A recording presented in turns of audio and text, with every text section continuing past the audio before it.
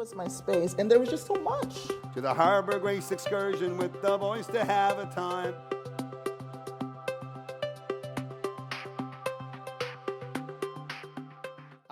It's the 50th anniversary of the Toronto Book Awards. Let's give a nice round of applause to this entire organization and everything that goes into it. I'll give you a little bit of history, jumping off of what Vickery said. It is, they started in 1974, started by City Council. And the idea was to honor books of literary merit that feature Toronto in either a supporting or starring role in the books. And in the 70s, you could not have imagined the explosion of talent that would come out of Toronto and Toronto stories. In fact, I remember, I'm a Montrealer, and I remember in the 70s, Montreal was the place. And in the early 80s, when I was in elementary school, I remember people would be like, yeah, we're moving to Toronto. And we'd be like, ew, gross, why? We were 7. We didn't know what was gross about Toronto. We were just trained as Montrealers to think that that's a bad move.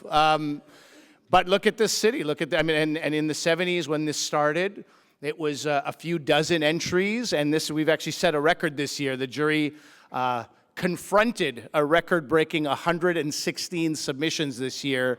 Yes, so that's a lot of.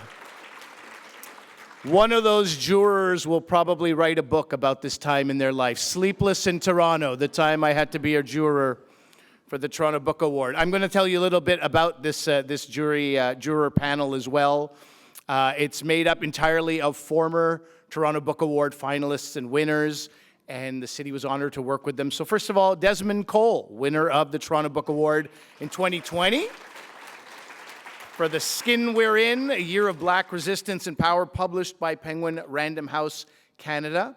Anthony Dessau was a finalist for the Toronto Book Award in 2014 for Kicking the Sky. That was published also by Penguin Random House Canada. Jane Farrow was a finalist for the prize in 2017 for Any Other Way, How Toronto Got Queer, published by Coach House Books. Rabindranath Maharaj, we'll give Rabindranath a nice round of applause. Winner of the Toronto Book Award in 2011 for The Amazing Absorbing Boy, published by Penguin Random House Canada. And Kerry Sakamoto. We'll give Kerry a nice round of applause. Finalist for the Toronto Book Award in 2018 for Floating City, published by Penguin Random House Canada. That was a really good decade for Penguin Random House Canada, based on what I'm seeing here. So yeah, without the tireless efforts of this, of not only of the writers, but of these jurors, these readers, Toronto Book Awards could not exist. And so we've invited not only our jurors this year, but because it's the 50th anniversary, many of the past jurors joining us tonight. I wonder if they could just quickly stand if they can. All our jurors, please stand and be acknowledged for your hard work and your thoughtful choices. Thank you all.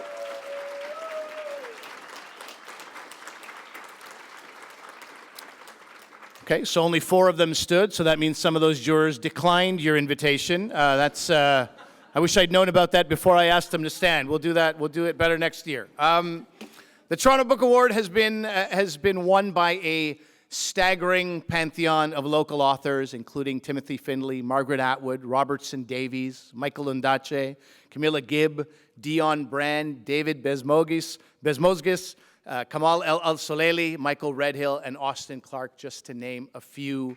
Yes, we should give them a nice round of applause. For tonight's event, we specifically invited former Toronto Poet Laureate and author Anne Michaels, winner of the Toronto Book Award in 1997 for Fugitive Pieces. Speaking of people who declined our offer, Anne did also, but what a great reason, couldn't be with us because she's in the UK this week, where she's a finalist for the 2024 Booker Prize for her latest novel, Held. Yes, we should accept that excuse. But it is, without a doubt, Toronto stories have gone from sort of niche stories in 50 years to, from local heroes to international world beaters. So congratulations to everybody who's a part of this. Let's take a deeper dive into the 5 books that have made the shortlist of the 2024 Toronto Book Awards. So, first of all, Jenny Austria Bonifacio is a Filipina-Canadian community worker, speaker, founder of Filipino Talks, a program that builds bridges between educators and Filipino families. After years of working with newcomers in Toronto's schools and libraries and leading tours of Toronto's Little Manila, she began to write as a form of self-care. Her debut novel, Reuniting with Strangers, was longlisted for Canada Reads. It was a finalist for the Jim Wong Chu Emerging Writers Award, and it won the silver medal for multicultural fiction at the Independent Publisher Book Awards. Jenny is a founding member of Salaysay, a collective of Filipino authors based in Toronto. And I'm going to read to you what the jury said in describing Jenny's book. Reuniting with Strangers by Jenny Austria Bonifacio is a revelation. This novel of interlocking lives is bursting with the bold, authentic voices of those who've set off from their homeland of the Philippines for lives of servitude. Each must sacrifice and forsake their own families for the comfort and convenience of the fortunate, leaving them painfully estranged from their loved ones left behind. From Manila to Toronto's Little Manila to other far-flung places, each character's plight is rendered with vibrancy, ingenuity, and urgency. Their stories are bitter and funny, indomitable and sorrowful, infused with humility, rage, and joy. Theirs are voices we haven't heard before, yet they are among us. It's important that we listen. Please welcome Jenny Austria Bonifacio to read a brief excerpt from Reuniting with Strangers. I love this city so much. I came here in 2007, and ever since then, I've dedicated my life to helping newcomers feel better about living in Toronto. And so this book really comes about because I work with 1,200 Filipino kids who are reuniting with their moms, usually, as caregiver kids. And when that happens, there's a certain amount of challenge that they go through. On top of being a newcomer to Canada, they are dealing with a new mom. And so I just wanted to shout out all those kids who inspire me to be better and inspire this city to also reach out. I called him Monolith because the name sounded as strong as he looked. At 13 pounds, he was the biggest baby that our tiny country hospital had ever seen. When he was coming out of me, I felt like he was ripping me in half.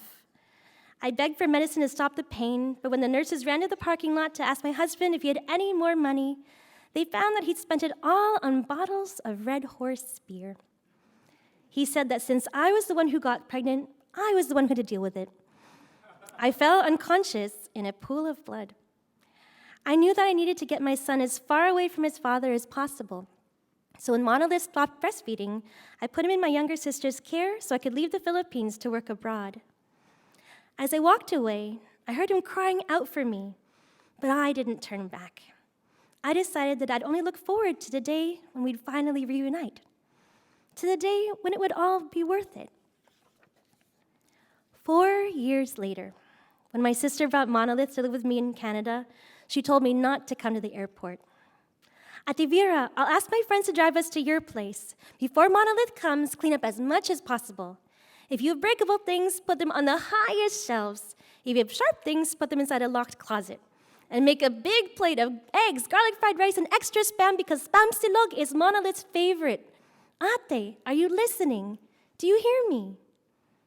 Well, I took a day off to polish the doorknobs and the mirrors and every single inch of my cracked parquet floors, and I fried enough Spam for 6 little boys. The entire time my face hurt from smiling. And when they arrived at my Care Street apartment, I was about to scream with joy when my sister shushed me. My baby boy was sleeping in her skinny arms, and she quickly set him down on my bed. He's 5 years old and already 55 pounds, she said, barely looking around at my freshly clean apartment. Her hair was so messy that it covered most of her face, and she kept pulling her sleeves down like she was cold, although the apartment was very warm. You seem tired, Sora, I said. Why don't you have a nap with him in my room? Rest ka muna. We can catch up when you're awake.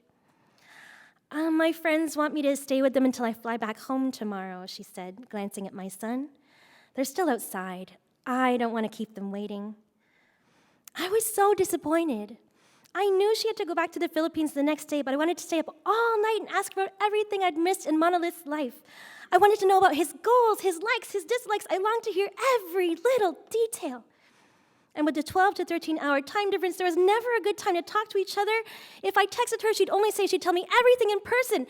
I'd been looking forward to this moment for years. At least let me take you out for lunch before you leave tomorrow, I begged. There's a Max's restaurant in Toronto, only an hour away from here. I heard their chicken tastes almost as good as it does in the Philippines. It can be our Christmas celebration. Sora glanced at Monolith, her expression inscrutable. It's too early to celebrate Christmas, she said. I'll just text you when I get back home. She thrust an Incredible Hulk backpack into my arms, kissed his cheek, and hurried away. She's probably tired from the journey, I thought. It was a 2-hour drive from our Batangas town on the Tagaytay Ridge to the Manila airport, a 15-hour flight to Toronto, and a 30-minute drive from Pearson Airport to Oakville. 20 hours of travel would be hard on anyone. And most of all, she's probably devastated to leave her beloved nephew behind forever. Who wouldn't be? So I tucked Monolith under my covers and curled up next to him, breathing in his scent. He smelled like warm sun, like lush earth, like damp tropical sweat, like home. His hands were surprisingly big for his age. I intertwined his strong fingers in mine, and I sighed. I had never been happier in my life. Thank you. Thank you, Jenna Lee. Our next finalist is Kristen Den Hartog, author of The Roosting Box. Kristen is a decorated novelist and nonfiction writer. Her books have won an Alberta Book Publishing Award and been nominated for both the Trillium Award and the City of Toronto Book Award. And here's what the jury had to say about The Roosting Box. Kristen Den Hartog's The Roosting Box is a masterfully written and deeply moving mix of history and story. A cash register factory converted during the First World War into Toronto's Christie Street Hospital becomes for many a place of refuge to heal in. A magical time, given that magic can be dark or bright or both at once. At the heart of this book, Den Hartog chronicles the physical and mental challenges faced by ordinary people, soldiers, veterans, nurses, hospital staff, and doctors. She delves further into the families touched by the ripple effects of war, wives, children, siblings, friends, weaving their personal reflections to create an intimate tapestry of lives lived. In examining the horrific things done to people's minds, their bodies, and spirits, The Roosting Box meanders through time, but always returns to a place of healing. Heartbreaking and humane, Den Hartog captures a city and a nation during a transformative time of loss and hope. To read an excerpt from her book, please welcome Kristen Den Hartog. Thank you so much. I just want to say this award is just such a special thing, a special way of celebrating our beautiful and complicated city through literature. So I'm very happy to be here tonight. Men lost legs and arms in that war. They lost eyes and noses. Because of technological advances in warfare, every part of the body was vulnerable to superhuman inhumanities. The soldiers lost so many pieces of themselves that the medical teams of the day were pushed to new and astonishing levels of invention, of intervention. Some of the grandest achievements were made by accident, and some of the most thoroughly planned procedures failed miserably. But there were always more men coming, more opportunities for improvement, fresh starts with horrible wounds. As one surgeon put it, man's ability to repair, it would seem, must always lag a little behind his ability to destroy. How did it feel to return from war's travels to all the world's small things, to come home to a place that war had not physically reached, where the houses were still standing in neat rows behind carefully planted gardens, and the streetcars glided along more plentifully than before, picking up and dropping off on all the main thoroughfares? Toronto had bloomed in the soldiers' time away.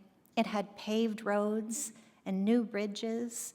Its infrastructure had grown rather than crumbled, like the grand old buildings of Europe. Its residents had seen green space fill up with soldiers' tents and watched troops march through the city's streets. They'd been caught up in the war effort, making munitions, acetone, and army blankets, knitting socks, and sending cakes overseas. But they knew a different conflict than the ones who'd gone to war. How did the returned begin to convey or hide what they'd been through? The gassed, the glass-eyed, the amputees, the shell-shocked, these were among the returned. For those who'd remained at home, the wounded offered disturbing inklings of what had happened over there. In a way, they evoked the ghosts of the ones who'd died. They carried the missing home. Nurses and doctors returned with these wounded, and now, in the less frantic environment of a military hospital, they remained connected, the patients and the caregivers, psyches grafted by shared understanding or inescapable memory, by funny times, too. Their story, one made up of many, is necessarily told in great loops and swirls, just like starlings moving in a single flock, making patterns that might be decoded. It returns time and again to the trodden ground of a hospital, for that is how the war unfolded, much of it fought on the same small patch of earth, scarred by trenches and swollen with bodies. Thank you. Our next 2024 finalist is Connie Galt, author of The Rasmussen Papers. Connie has written for stage, radio, and film. Her first novel, Euphoria, was a Saskatchewan Book Award winner for fiction and was shortlisted for the High Plains Fiction Award and the Commonwealth Prize for Best Novel of Canada and the Caribbean. Her novel, A Beauty, won the 2016 Saskatchewan Book of the Year, as well as the award for fiction, and was longlisted for the Scotiabank Giller Prize. A former prose editor of Grain magazine, Connie has also edited books of fiction and has taught many creative writing classes and mentored emerging writers. After spending most of her life in Saskatchewan, she now lives in London, Ontario. And here's what our jury said about the Rasmussen Papers. The Rasmussen Papers by Connie Galt is a perfectly imagined novel, executed with confidence, compassion, and insight into the lives of its marginalized Cabbagetown characters. Galt's precise observations and her descriptive prowess shine through every page. This is a book that should be read slowly, savoring its reflections on the constraints to self-knowledge and the value of pushing through. The conclusion is a marvel when all the intricate threads come together and the reader is left to consider the narrator's reflection that the puzzle itself is the solution. To read an excerpt from her book, please welcome Connie Galt. I'd like to thank the City of Toronto for this support for writers and for promoting our books.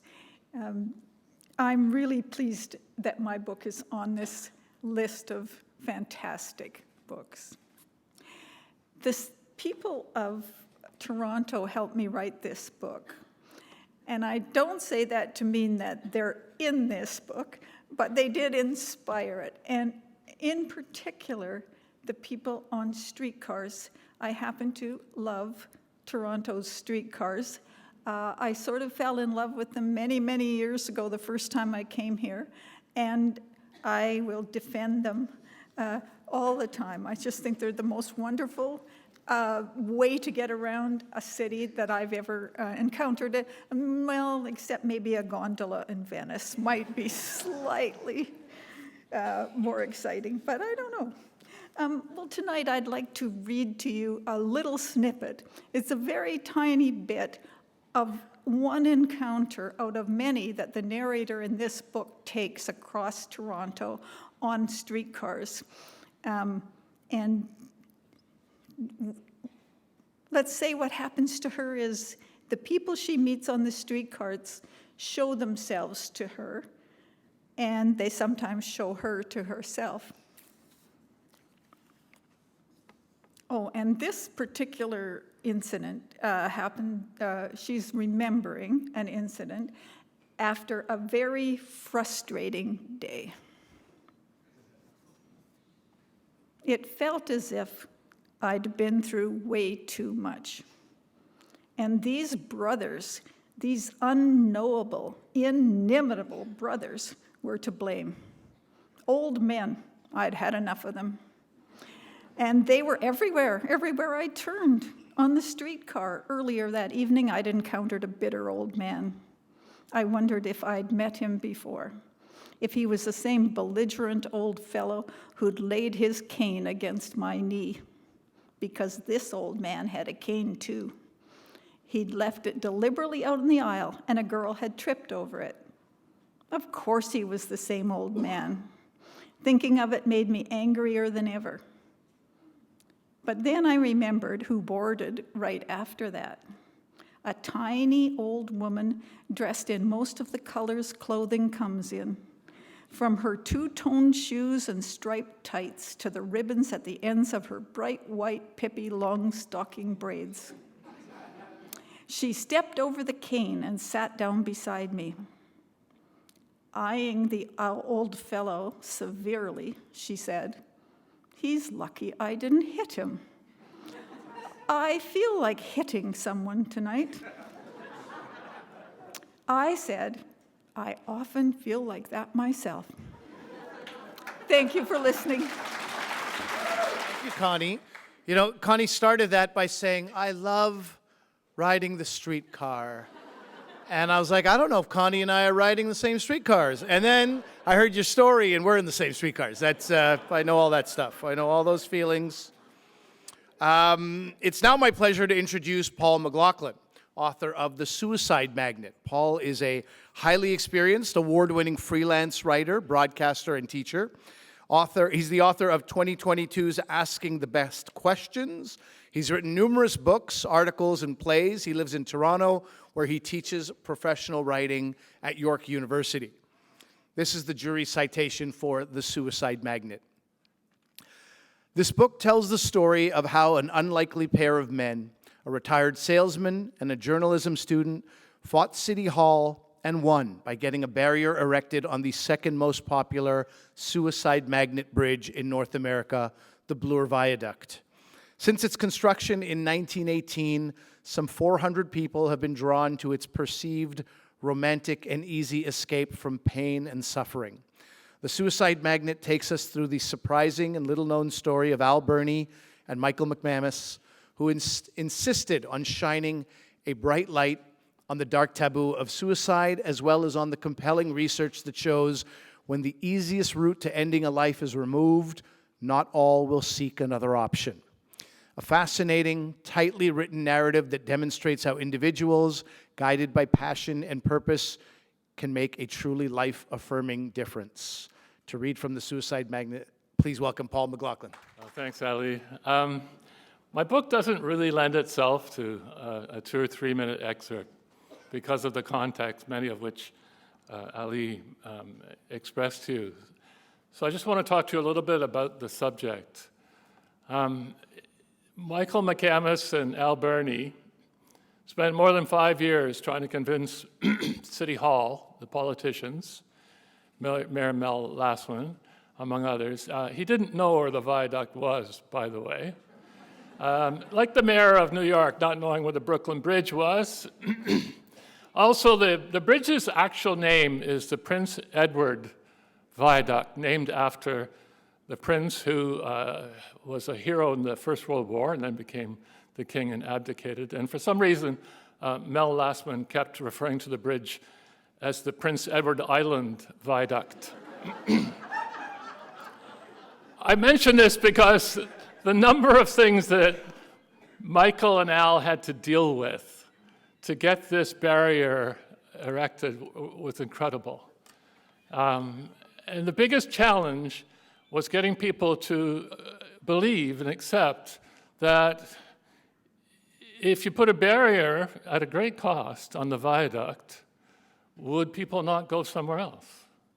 The research that Michael accumulated included the this information, that in Washington, D.C., there are two bridges very, very close to each other. They're virtually the same size.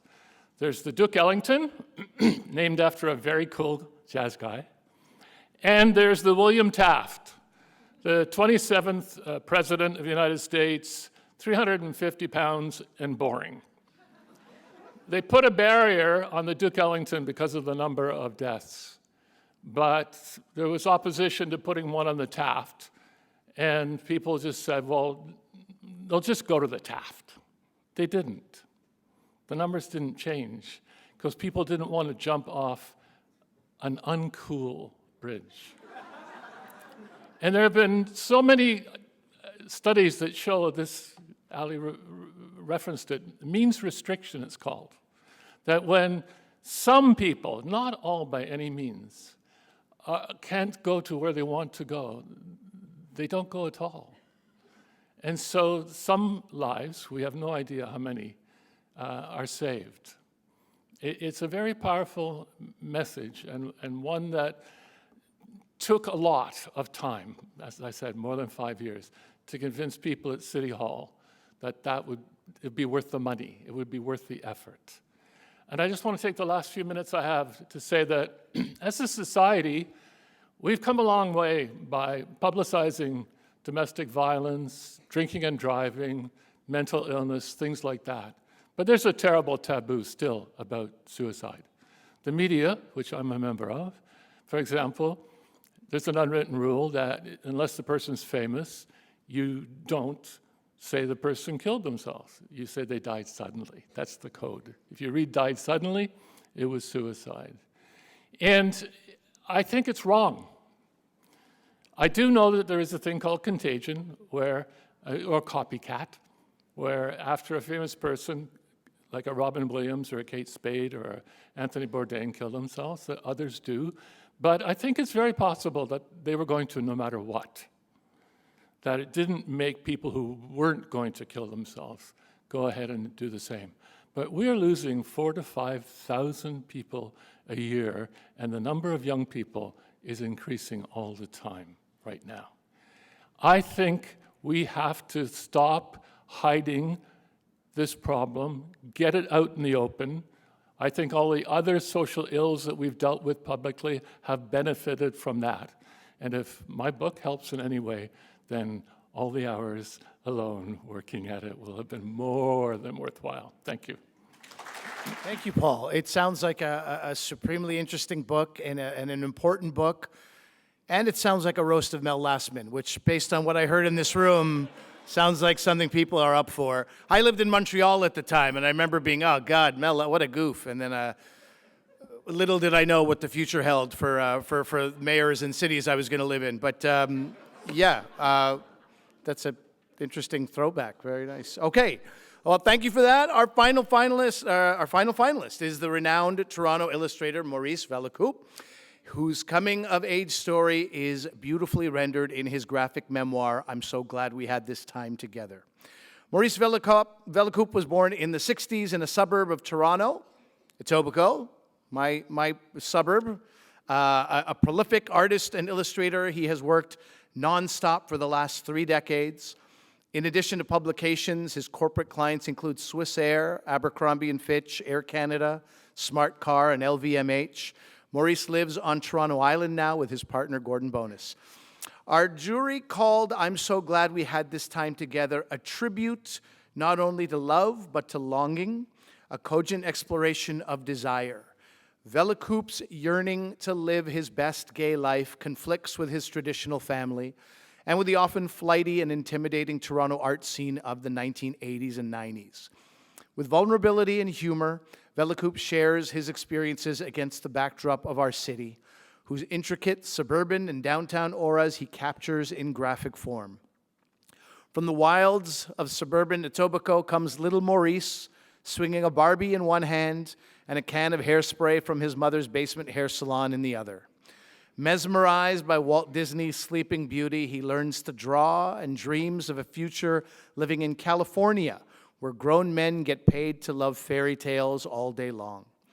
The memoir celebrates the complexities of friendship, the echoes of family history, the weight of self-confrontation, the necessities of exploration, fantasy, and storytelling.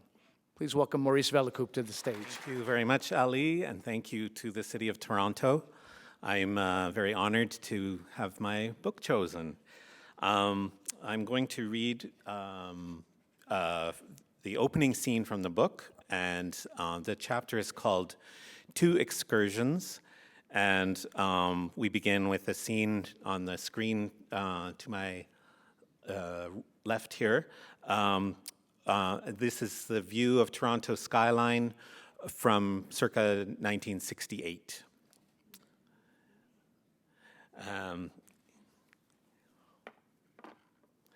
Once upon a time, my mom and I were so in love, it was almost like we were one seamless being, a perfect team, like Ginger and Fred, Captain Kangaroo and Mr. Green Jeans. All set? Yep.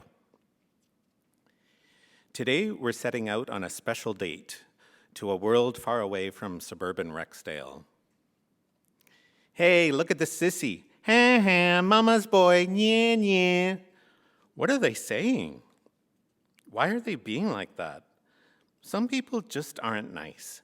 I tell you what, just ignore them.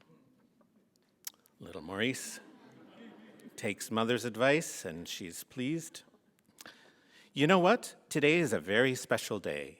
It's called Remembrance Day. On this day every year, we remember all the men who fought in wars so that we can live in freedom. At 11 o'clock, the world will come to a complete stop for a minute's silent prayer. No way, really? You wait and see. The Toronto Transit Commission route is long, but for me, it's never boring. There's always so much to see. So many eagerly anticipated pleasures. We arrive at Islington bus and subway station. We descend down to the platform. Can we sit at the front of the train? Only if the seat is free. Yay! First, the long ride, right, Mummy? That's right, 16 stops. As a kid, I loved watching the stations emerge from the tunnels. Now the short ride, just 4 more stops. Now stay close. At last, we emerge at Yonge and Queen into a universe rich with unusual sensations. Squonk! What's that? It's the pipers at Old City Hall for the ceremony. People walk much more purposefully than in Rexdale to the unfamiliar clang of the streetcars. The ozone tang of the subway has been subsumed by the rich odor of roasting chestnuts and candy apple. Our goal today is the big department stores, stately, slightly dull Eatons first. We nip inside only to rub the toe of the Timothy Eaton statue for good luck. Then it's across the street to the hipper, more happening Simpsons. More sensations, a paradise of scent and femininity. My mum coolly avoids temptation as we head upstairs. Thunk. Mummy, what happened? Why did we stop? It's 11 o'clock. Remember what I said? Now be still.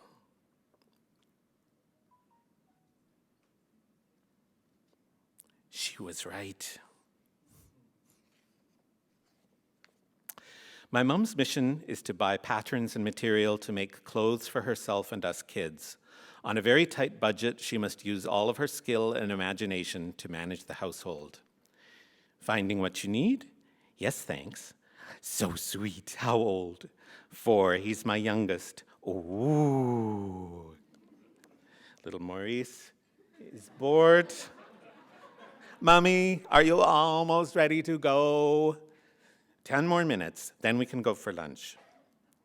All set, shall we go up to the panorama room? What would you like to eat today? Fish and chips and Jell-O, and purple drink and green Jell-O. Okay, you run and get us a table by the window. Okay. A glorious panorama room in all its yellow splendor. Look, Mummy, the people are like ants, so many. The memorial is just ending. See all the wreaths around the cenotaph? Dear Lord, Please be with all the soldiers and their families on this solemn day. This was our exclusive private time of perfect blissful accord, a magical suspended realm of delight. I savored every moment of it to the full.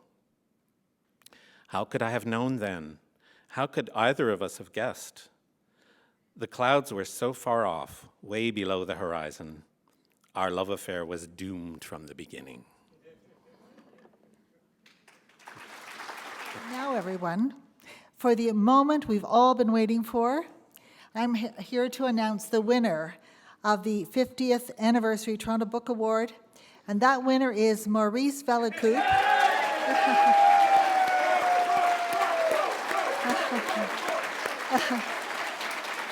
For I'm so glad we had this time together. Maurice, please come up and say a few words.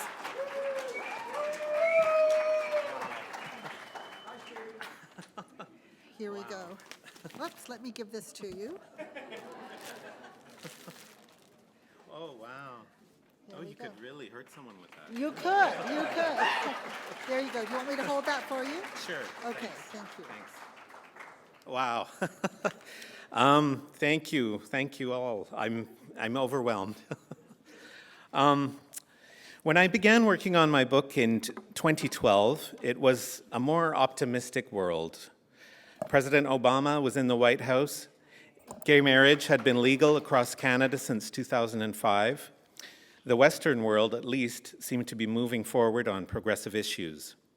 I thought that my story of a cis white gay man's struggle for self-acceptance against some stiff odds would be meaningful, but not necessarily of any vital social importance. Cut to today. This week, the world received the devastating news of a second Trump presidency. In the US, among many other dangers, we can expect more book bans, more institutionalized misogyny, more stripping away of human rights for queer and trans people. Here in Canada, Premier Daniel Smith just introduced some of the harshest anti-trans legislation our country has seen to date. It's a depressing time in which the advances for gay and trans rights made by so many groundbreaking activists, past and present, are in peril. Suddenly, my story seems to contain an urgent message. Because of the world that these extreme conservatives want to return us to is the world I describe in my memoir. Growing up in a strictly religious sect, I got zero sex education. I internalized the church's intolerant view of homosexuality, leading to years of shame and guilt, depression, and loneliness. I was estranged from my mother, who could not accept my sexuality. My book illustrates the effects of all this ignorance. I often think of this scene from Charles Dickens' A Christmas Carol, when the ghost of Christmas Present introduces the two gaunt children who are sitting at his feet. The ghost says, "This boy is ignorance, this girl is want. Beware them both. But most of all, beware this boy, for on his brow I see that written which is doom, unless the writing be erased." Stories, books, they are such powerful weapons. They can save us. No wonder the forces of ignorance fear them so much and seek to suppress them. Please let us keep creating, celebrating, and defending our books. Thank you so much, Ali, Hassan, Chris Jones, this year's jurors, and the City of Toronto. Thank you to Chip Kidd, my editor at Pantheon Books in New York, who took a big bet on what was once a very slim proposal. Michiko Clark, my publicist in the US, my agent Sam Hyatt at the Rights Factory. Thanks to Sue Kuravila, Sarah Jackson, and a special thanks to my hard-working, ever-cheerful publicist Cameron Waller at Random House Canada. Thank you to my love of 22 years, Gordon Bonas, and deep, grateful thanks to my family.